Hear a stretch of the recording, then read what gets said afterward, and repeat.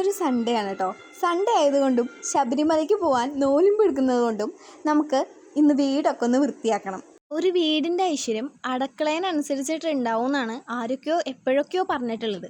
അത് കാരണം നമ്മൾ ആദ്യം അടുക്കളയാണ് വൃത്തിയാക്കുന്നത് കേട്ടോ. ആദ്യം നമ്മൾ വെള്ളം ഒഴിച്ചിട്ട് എല്ലാ ഭാഗവും കഴുകി വൃത്തിയാക്കിയിട്ടുണ്ട് കേട്ടോ. ഇനി ഓരോ സാധനങ്ങളായിട്ട് അടക്കി വെക്കണം. ഞാൻ അധികം പണിയൊന്നും എടുക്കില്ലെങ്കിലും ഇടയ്ക്കിടയ്ക്ക് ഇതുപോലെ ഒന്ന് വൃത്തിയാക്കിയില്ലെങ്കിൽ എനിക്ക് സമാധാനം ഉണ്ടാവില്ല കേട്ടോ. ഇതുപോലെ ഇടയ്ക്ക് എല്ലാം അതൊന്ന് അറേഞ്ച് ചെയ്ത് വെച്ച് കഴിഞ്ഞാൽ വീടിനൊരു പുതിയൊരു ലുക്ക് കിട്ടിയ പോലെ എനിക്ക് തോന്നാറുണ്ട്. സ്ലാബിൽ ഞാൻ പാത്രങ്ങൾ വെക്കുമ്പോൾ ഇതുപോലെ ഡയറക്റ്റ് കൊണ്ടുപോയി വെക്കാറില്ല. എന്തെങ്കിലും പഴയ കലണ്ടറൊക്കെ ആദ്യം വെച്ചതിൻ്റെ ശേഷമാണ് കേട്ടോ വെക്കുക. ഈ ഒരു ഓർഗനൈസറിൻ്റെ വീഡിയോ ഞാൻ ഓൾറെഡി ഇട്ടിട്ടുണ്ട്, അത് നിങ്ങളൊന്ന് കണ്ടു നോക്കൂ കേട്ടോ. നല്ലൊരു പാത്രമാണ് കേട്ടോ. ഈ ഒരു സാധനം നമ്മുടെ വീട്ടിൽ ഒഴിച്ചുകൂടാൻ പറ്റാത്തൊരു സംഗതിയാണ് കേട്ടോ. നമ്മൾ രാവിലെ തന്നെ വെള്ളം തിളപ്പിക്കുമ്പോൾ ഉപയോഗിക്കാറുണ്ട്. നമ്മുടെ വീട്ടിലുണ്ട് കേട്ടോ ഇതിൻ്റെ ചെടി. അപ്പോൾ ബാക്കിയുള്ളത് അടുത്ത വീഡിയോയിൽ പറയാം.